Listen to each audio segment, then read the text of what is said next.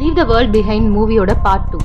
அடுத்த நாள் காலையில அமாண்டாவோட பொண்ணு ரோசி, அம்மா நான் ஃப்ரெண்ட்ஸ் சீரிஸோட ஃபினாலே எப்படியாவது பார்க்கணும், இங்க எந்த நெட்வொர்க்கும் வரலன்னு அமாண்டாவை எழுப்புறா. அதுக்கு அமாண்டா, நீ அந்த சீரிஸ் ரொம்ப சீரியஸா எடுத்துட்டு இருக்க. அதுக்கு ரோசி, அம்மா இது என்னோட வெக்கேஷன், நான் இப்ப எனக்கு எவ்வளவு வேணுமோ அவ்வளவு ஸ்கிரீன் டைம் எடுத்துக்கலாம்னு சொல்றா. அதுக்கு அமாண்டா, நான் அப்படி சொல்லலையேன்னு சொல்ல, அப்பாதான் அப்படி சொன்னாருன்னு சொல்றா. அமாண்டா, நான் அப்படி சொல்லல பி, உங்க அப்பா இன்னும் தூங்கிட்டு தான் இருக்காருன்னு சொல்லிட்டு அவள் அங்க இருந்து போ சொல்றா. ரோசி அங்க இருந்து போன அப்புறம் அமாண்டா அவளோட மொபைலுக்கு 4 அலர்ட் மெசேஜ் வந்திருக்கிறத பாக்குறா. அதுல 2 news alert and 2 black out அலர்ட்னு ரூத் கிட்ட சொல்றா. ரூத் கிட்ட காட்டும் போது அந்த அலர்ட்ஸும் காணாம போயிடுது. டிவியில ஃப்ரெண்ட்ஸ் சீரிஸ் பார்க்க முடியாதனால ரோசி கார்டன் ஏரியாக்கு போறா.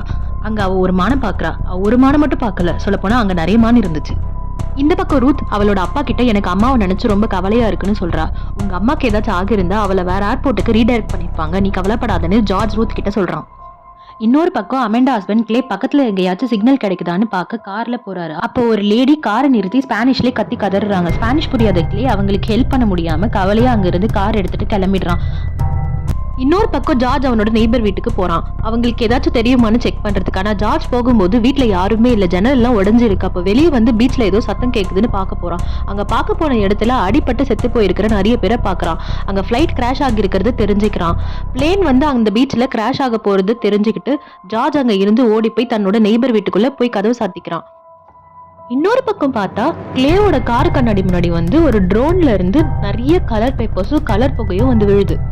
இன்னொரு பக்கம் ரோசியும் அவளோட அண்ணா ஆர்ச்சியும் காட்டுக்குள்ள போறாங்க மான் பாக்குறதுக்காக. அவங்க பக்கத்துல ஒரு ஷெட் பாக்குறாங்க, அதுக்குள்ள போறாங்க. அந்த ஷெட்டோட ஜன்னல்ல இருந்து பார்க்கும்போது ரோசியோட ரூம் தெரியுதுன்னு ஆர்ச்சி சொல்றான்.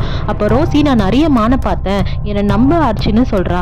2 பேரும் அங்க இருந்து வீட்டுக்கு கிளம்புறாங்க. வீட்டுக்கு போற வழியில ஆர்ச்சியை ஏதோ பூச்சி கடிச்சிருது. அப்போ ரோசி மறுபடியும் அங்க ஒரு மானை பாக்குறா. அந்த மானை ஆர்ச்சி கிட்ட காமிக்கிறதுக்குள்ள அது ஓடி போயிருது. இதுல ஆச்சரியம் என்னன்னா, நான் சொன்ன எல்லாமே ஒரே சமயத்துல நடக்குது, வேற வேற இடத்துல. அடுத்து ஜார்ஜ் எப்படியோ வீட்டுக்கு வந்துடுறாரு. ஏன்பா நனைஞ்சு இருக்கீங்கன்னு ரூத் கேக்குறா. ஒன்னும் இல்ல, தவறி ஸ்விம்மிங் பூல்ல விழுந்துட்டேன்னு சொல்லி அங்க இருந்து ரூத்த வேற ட்ரெஸ் மாத்திக்க எடுத்துட்டு வர சொல்லி அனுப்பிடுறாரு. ரூத் அங்க இருந்து அனுப்பிட்டு அமெண்டா கிட்ட, ஜார்ஜ் இங்க என்ன நடக்குதுன்னே புரியல, எனக்கு டேனின்னு ஒரு ஃப்ரெண்ட் இருந்தாரு, அவர் எதிர்காலத்தை பத்தி தெரிஞ்சுக்கன்னு சொல்லுவாரு.